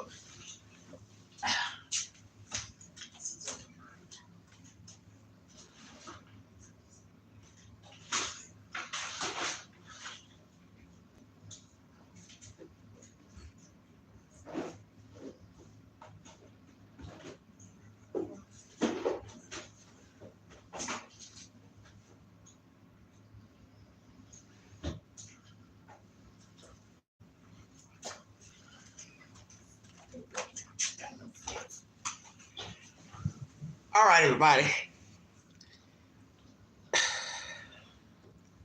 Oh, you said FBI, Lady K. You think the FBI should get involved? Really? Well, TBI says that they're helping them, but they're not the lead. Seth wants them to lead. Take the pause, everybody. So, as I said, when you're promoting rhetoric, foolishness, nonsense, versions from people, that's not really helping the case. For instance, as I just said in the poll I posted, you all need to remember that the people who are speaking, either this case, Summerwell's, West case, Soto case, it's all the same. The people that you're talking to, allowing to come on the panel, listening to their Facebook rhetoric rants, those are 9 times out of 10 the people who have something to do with the crime. So I have a problem with allowing the people to come up, talk, just because I don't know these people. And I definitely don't want to be a part of rallying nobody that's murdered babies. Sorry, that's just me. Everybody's different. Now, naturally, Good Morning America, Today Show, Court TV, they do this. They're going to invite you to come up. Hey, come on. Would you like to come on? Tell us what happened to your kid last time you saw your son, your daughter, whatever. But my thing is, if I get a feeling that you're lying, I'm just not with it. I'm not getting ready to promote you. I'm not getting ready to listen to what you have to say. Whether be on my panel or you just on somebody's network, social media, the news. And that's what a lot of people don't seem to understand. These people, a lot of these people, they sound guilty. And you'll hear some people say, well, you can't judge people by what they say, don't say. These people have not tried to look for their kid. The fact that they had that vigil Sunday was so disrespectful for Katie not to be there. I mean, this is your son, your autistic son. Now you hear Seth saying he don't even think the boy could navigate on his own. Because remember, I asked you all that the other day. I said, well, do you think if he was being hurt by his parents that he would be able to go, knock on the door and, tell somebody, hey, I'm hurt, open the door. So now he's saying, well, if he was out here on his own, he couldn't navigate for himself. So that is jacked up that this boy couldn't even, he don't think his child could tell a person, hey, I don't feel good. I'm sick. I need my meds. Do you all believe that? I want to put that question up as well. Do you believe this boy couldn't speak for himself if he was hurt, running, sick, scared, whatever? Because Seth is saying, I don't think he could navigate out here. And that's not good. So now that answers my question if I believe Seth, because who is he to lie about his own son? That means he was not going to be able to work a job. He was not going to be able to rent an apartment. He was not going to be able to go to college or trade school or do anything. So they were obligated to take care of him. So this is why I believe, this is why the boy is missing, is because nobody wanted to be taking care of an autistic kid over the age of 18. Okay, I'm done with him. I'm through. That's why I believe they knocked him off. The mother said, "The hell with this. I want my life. I don't want to be obligated to taking care of this kid. He ain't gonna be able to work. He ain't gonna be able to hold down the job. He ain't gonna be able to do nothing." That's what I think. And that Seth is confirming, no, he could navigate if you saw him out here. So this is jacked up. It's hilarious that YouTubers think they will get a confession. Thank you, Lady K. I'm so glad you said that. Exactly. Like Miss Stein over there on Front Street. You think, yes, because you invite the Proudfoots up, they're going to tell you, oh, yeah, by the way, I killed my kid. So how many interviews can you have with a person on your channel? How many times you going to keep letting somebody come up on a panel, keep asking them the same damn question over and over and over again, like they're going to tell you, yeah, we killed the kid. We took him to Arkansas and dumped him in the river. They're not going to tell you that. And you just keep asking the same damn question over and over again. To me, you are really promoting foolishness. And to me, you're sensationalizing a missing kid. And guess what? You can put that on your channel. The Queen said that. How about that? Since you discussing me over there with your fans. Discuss the fact that you sensationalizing a missing kid. Talk about that. That you got these people up here on the panel that show they don't care nothing about their kid. They going on and on and on from one channel to the next, court TV and all of that. They wouldn't even go on the ground and look for the kid. Sunday, they had a vigil. They didn't even show up Sunday for that, the cookout, the prayer, nothing. Why don't you talk about that? Why don't you talk about they're never going to tell you what you want to know. So you ordering them around and telling them what they should or should not say. Some people don't care nothing about what you're saying. That man had moved on, and the wife that moved on. And that's that. I want to thank you all for joining me. God bless you. I will be back with more content. The next subject is going to be about transgendered lives, the bathroom issue, sex changes, people who have had it done and wish they never had it done, titles. Should gay people adopt children? Should adoption agencies in the state allow a gay man or woman to have a child? Check my community page because I have a case on there about 2 men who sexually assaulted some adopted children or foster children. Very horrific story. We'll talk about that next live. And if you'd like to donate to this great network, $ Big Angie, 129 Cash App. Stickers and chats are always welcome during the live stream. Until the next time, I will talk to you guys later. This was a 3-part live. Rex Heuermann, P. Diddy, and Seth Rogers. P. Diddy has a new lawsuit against him. And as most of you know, he's allegedly apologized for a video that's now gone viral pertaining to he and Cassie in a hotel where he physically assaulted her. Rex Heuermann has currently, his house is being searched. Don't know why. Medical examiner's been there. They're taking out bags, boxes. And Seth Rogers wants the FBI to investigate the disappearance of his son. Will they take the lead? And how long is this foolishness going to play out? With he said, she said, socks, shoes, clothes by the river, dog scent. It's out of control. And my recommendation to the Proudfoots, please stop talking to people because you're making yourself look terrible. Why don't you show some concern for your son? He's missing. And if he is alive, he's obviously hidden by somebody for whatever reason, which I don't think are good reasons. And if you care anything about him, you'll show some concern. Thank you. You've been listening to the Vault Excel. You all have a wonderful week.